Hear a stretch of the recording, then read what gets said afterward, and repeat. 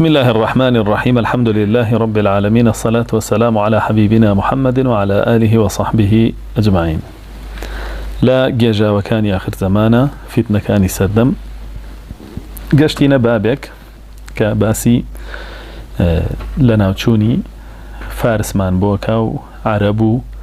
ودوايش فتنة قرس وقوركان كخلق لنا وأباو وباسي سركرداتي كسانكي هرزو منارج ياخد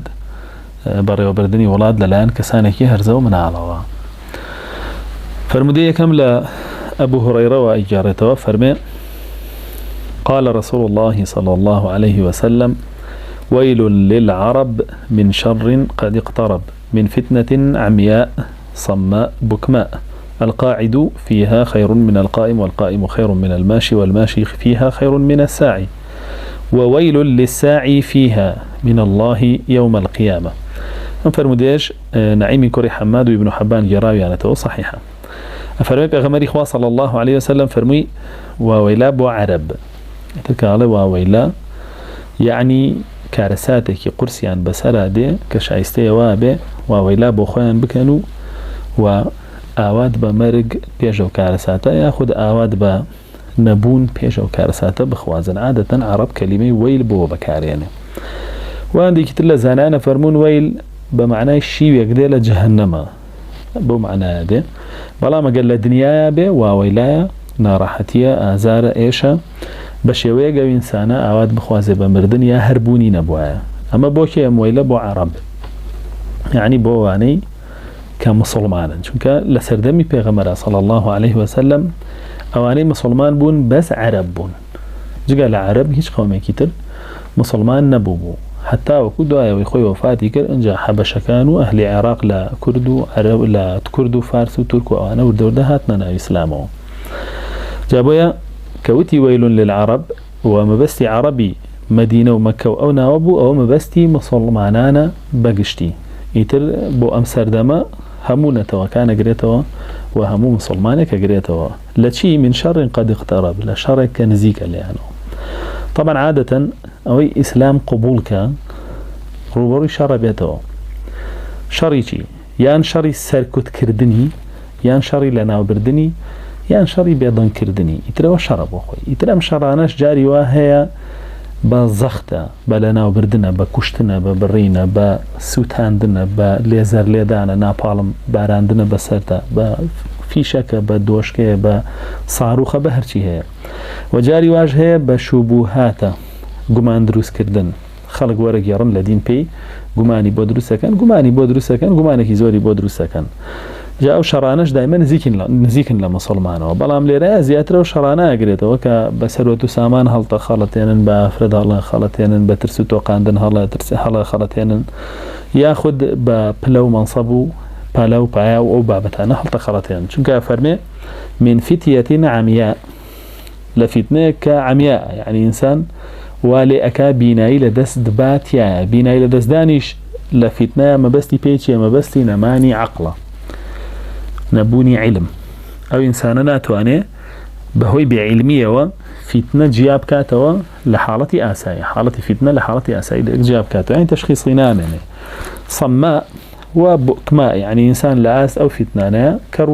كرو لالب يعني بيد صلاة بي نازعني شون تعاملي لقلبك باشا أنا فرمي أويك دانشتوت يايا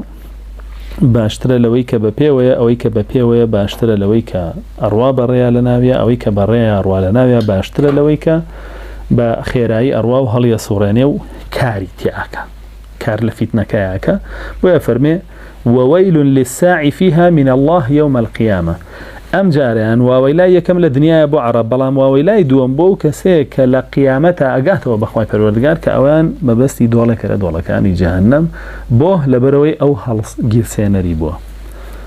بغمري خواش تنصر فرمي الفتنة نائمة لعن الله من يقضها فتنة خوتوه لعنة إخوالو يزينو يكاتوه ايويكا هل يجير سيني بناو خلقا بلاو يكاتوه. طبعا عادة هرق سيك هرك دارك بزان يبيته هوي بيك داداني مسلمانان اگر دستك نابي بلاي كيتو بيته هوي سكردني مسلمانان دستك نابي بلاي كيتو چونك اگر بلاوي كيتوا دواتر خلق بكويتا ناوي هموي جوين با هموي شر بك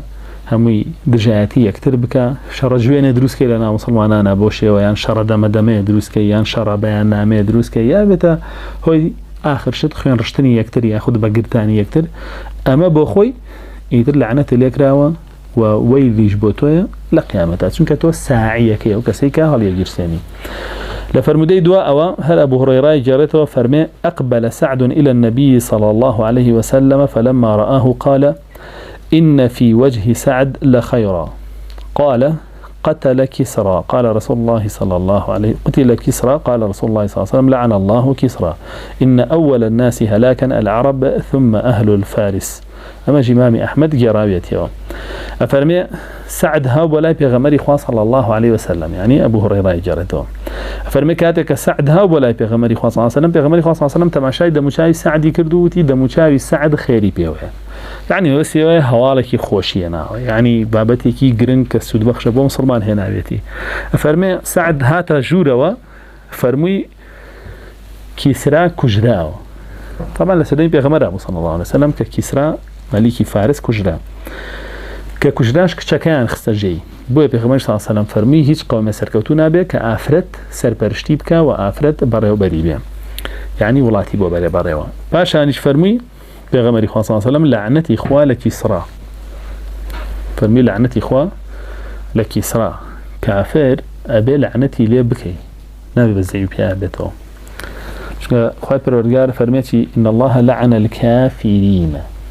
وأعد لهم سعيرا إن الله لعن الكافرين والمنافقين فرمي الله جل جلاله لعنتي كردو ولا كافر لعنتي كردو ولا منافق وجهنم بوا ما ذكردو احتوج الله ولا مبزئين بيات لعنتي لنا كم غلط لعنتي لك يعني خوا غلطي كردو لعنتي لك كردو كتولي غلط لعنتك لكافر يعني خوا غلطي كردو لعنتي لك كردو القرآن بوخو دو كافر بيخش لعنته وقريته ابي بيك لوان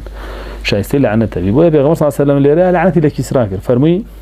لعنتي خوي ليبي باشا فرمي إن أول الناس هلاكا العرب فرمي يكمين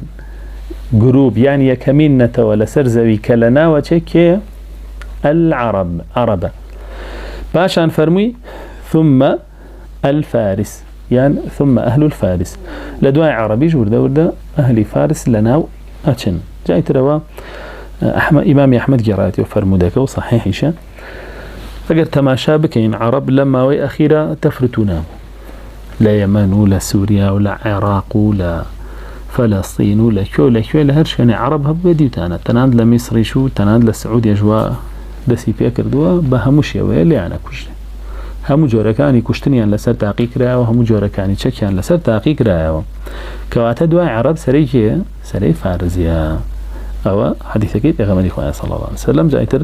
فارسي جو ورده كورونا جاره هنكي لي بردوني تر بوي ترين عزاني عبد الله كوري عمر فرموديك جارته فرمي بيغمري خواه صلى الله عليه وسلم فرمي ستكون فتنة تستنظف العرب لروايات كتيرة تستنطف العرب أفرمي قتلاها في النار اللسان فيها أشد من وقعة السيف ابن ماجه وابو داود وترمذي فرمودان جراته صحيحا فالرسول صلى الله عليه وسلم في فتنك برباء به عرب لنا وبا أجد تستنظف به يعني بيا بريز وشاك كان يعني لنا وبا أجد تستنطف به نطف به أبو به أو يعني لبين يعني أبا نيوانيو تقريبا نيوه يغلطه نيوه لنا وبا جاء فرمي بيغمري خواه صلى الله عليه وسلم كجراوي هر هميان لا أقرايا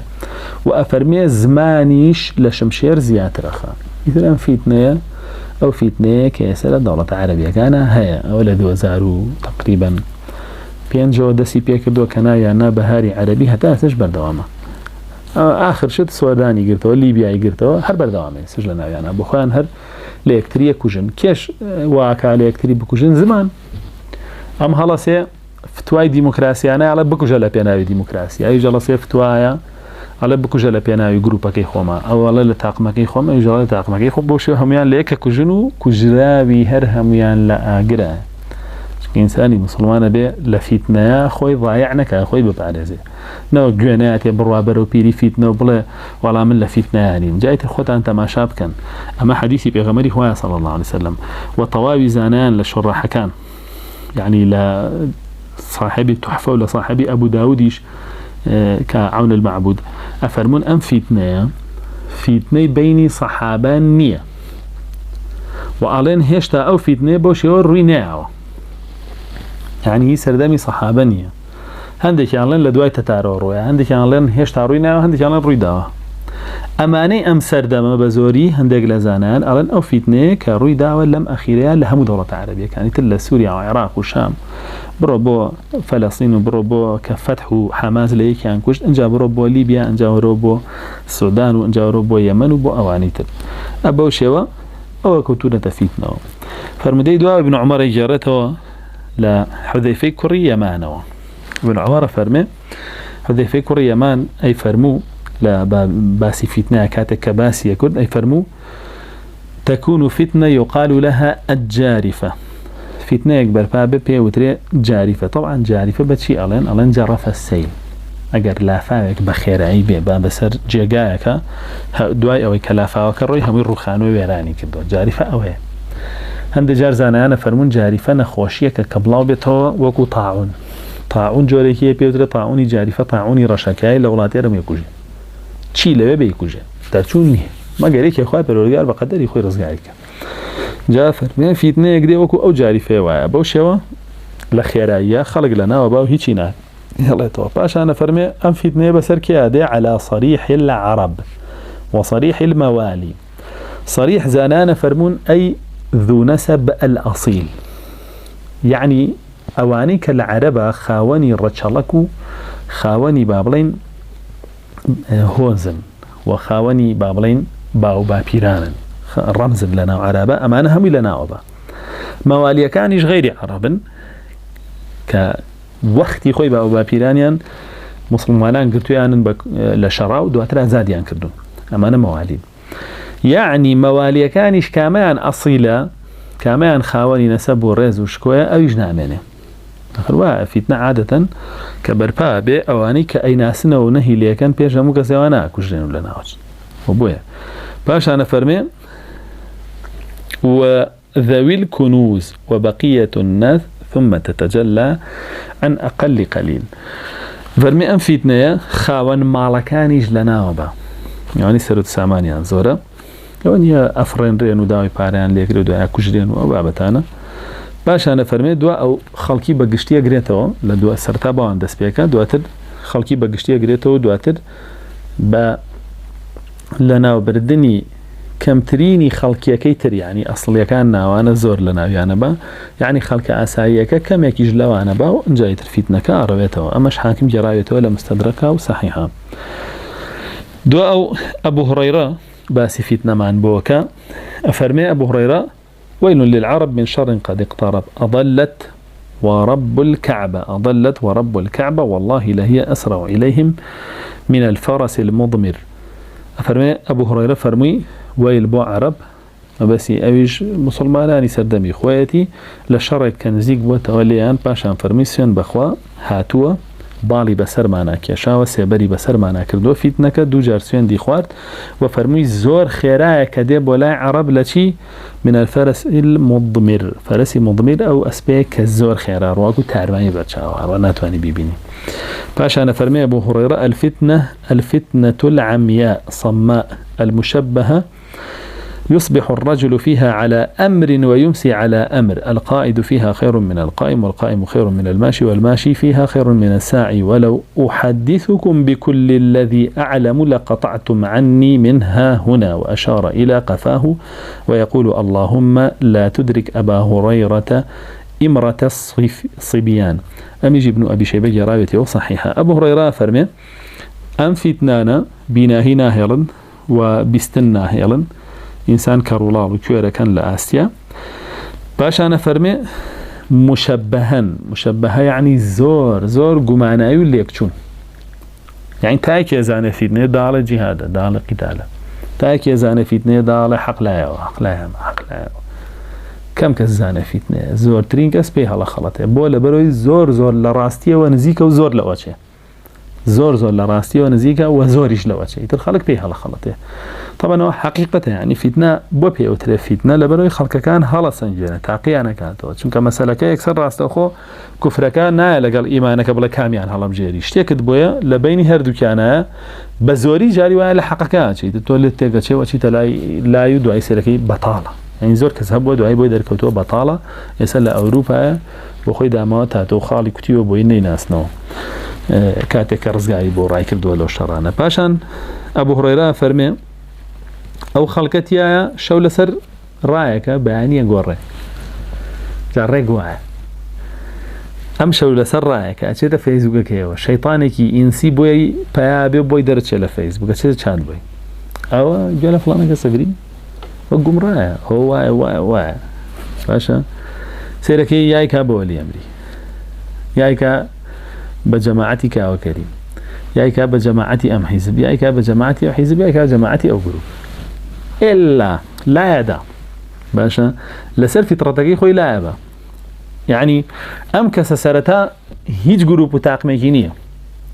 فتنه او جنگاني كرودا لنيان جروب تاق مكان رودا اميك جروب تاقميني واللي بارز راو اولي بارز راو بلا موي لسر جروب تاقم قساءكا وشرعكا وهلا انيته اولي بارز راونيه او بو معلومات تان او منو او اي ولا قيامته كبينينو اواني لقال جروب تاقمكاني خويانا لقيامته كبينينو كلا فتنه رزقاري بو وكيكوتو تناوي باشا چونك فتنه عاده اوي لبيني تاقمكانا ابي جروب كان ابي باشا بس ما كل بابا كاني بيشوا كشوني ابن عمر اماده نبو لبيني تاقمي عبد الله كوري زبير كصحابه ورفيقي خوي بو اشيزاني حقه لقال تاقمي حجاج يوسفي ثقفي بروا بيوندي بيكي كانوا هبه فرموي بشتي كسيان ناقرم محمدي كوري مسلمه اقادار بين لبيني علي ومعاويه كرفيقي نزيكي علي جبو علي كان ناردي بدواوتي بجداري ناكم ناس ما هيج جروبيه بس ما انكر كأبو العالية منالبو لجنجي صفينة أفرميك روشتم هردو صفا كم دي برانبريكو أو لا إله إلا الله أو لا إله إلا الله قرامو تمسيان بأخواه خيري تياني يتر لو زيادة شيطان بو بينهم لا أقوال علماء ولا أحاديث بويا أفرمي ليرا أفرمي شو لسر أمريكا بيانيش لسر أمريكا بياني لسر أمريكا بويا أرون شوي هنو سر أمريكي درو سر بيرو رأي كتر باش أنا فرمي براستي ويتيا دانيشتوا يعني بجدارني لو فتنة باشترى لويكا هل صاوة تسأل في السيرية على بزانم كاميان راست شنك كسري هل بريتي بزانم كاميان راست يكي كان ببلغية كريبة يكي كان بآياتك بوي تأويلك هريبة بحديثك بوي تأويلك هريبة بويا أويكا دانشتوا باشترى لفظة كان يترى فرميوي خوتوا باشترى لوي بخبرة تيايا حرب خوتيا باشترى فرميوي بخبره باشتره لوي دانشتوا اوي دانشتوا باشتره لوي بپیوي باشتره لوي كبناوي اروا بپياسه بلين اروا لنزيغو خوي وصعك ديراساكا سيري اصداري امكا وسيري قسي امكا بجواني سيري اصداري ام قسي او ناش دانا سرچاوكي لكيوي خوشه يعني يسا كابرا علماني بونمونا هوال خوينيتو او بيشانتا هوال درك جوان زاني كانالك هي خويتي يتدولك يتولا فتنك على علماني وطاو نامه عين شد كابراي بناوي اسلاميش كهوال بو خوانيته وكديده سرجا جايبيني او جزانم جماعتي ديمقراطي خوازغانه ونحمه كابراي مدخلي بهما شجير سرشاشه ناسرا هم كزاني او غلي نحمه بلام امان نازاني سرچاوكي كتيجليمه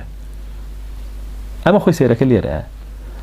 مقاله كابين لفيسبوك نازين كانوا سيبتي باشا نازين لكيو بوداتو نا أجزاني أمن وسراوة أصل أساسي هي يعني بلا ريا براوة يعني آخر بحقيقي تجاري وهي حديث يبون منا باسي واقعك قصيكي باسي واقعك لما ويا مجموعة منالي هرزة اشتكي مني دسكاري كردبو آخر أبويا أن كتمو ولا بروي تاقسم لسرقنا أن كتمو هاتبون من قصيكم هيا علم خلقي كردستان هرهمو يكي قرد دجي أو خطراني كروي كردوتا كردستان ايوان أبو يكي نقد واقعني يا مشتا بي تكفيرك لي هيتش تاكم متوتي ابوني كفر با باس كردني واقع كفره يعني يسبون منك ابن كثير سيديكي باشا عليه ابن كثير بلين لهند جيغايا باسي بون من منطقه جيغا كتتار ومغول ده صلاتي عن بسريا هي عليه خلقك صالح بون ابن كثير تكفير كم لبروي أو منطقية لجردسي تتار ومغول أبو بلهم أو خلق رازيبون با تتار ومغول كواتي ابن كثير قال أنا رازيب أو كافر ابن كثير برم تكفيري كم واقعك جرته شو أنتم تكفيري كم لسره كي باسي واقعك شو أنتم تكفيري كي لسره ناتواني يعني سبق غمري خاص صلى الله عليه وسلم باسي كسرى وروميا كرد ها باسي كسرى وروميا كرد باسي فارس وروميا كرد يشركن قرآن خوي الله غلبت الروم قرآن خوي باسي يعني الله الروم دوراو وأشيباته ودواي يعني إسا قرآن رازية بوي كالروم كردويتي كفريتها